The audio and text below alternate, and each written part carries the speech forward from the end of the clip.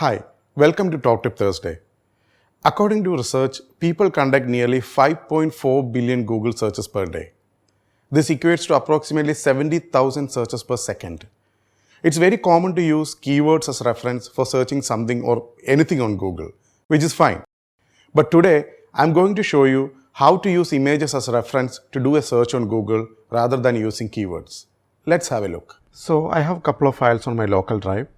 I have a picture of a building, picture of a person, and for searching something on Google with images as reference, you have to go to Google, click on images, click on the camera icon, then upload image, choose file and select the file that you want to search for, and you will get the results.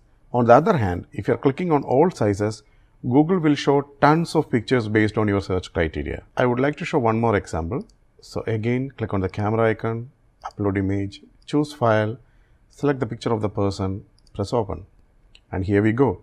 Likewise, you can search for diagrams, charts, logos, anything on Google using this option. I hope you find this video useful. And for next week, I would like to nominate Mr. Mohammed Katrawi for doing the top tip. Thank you.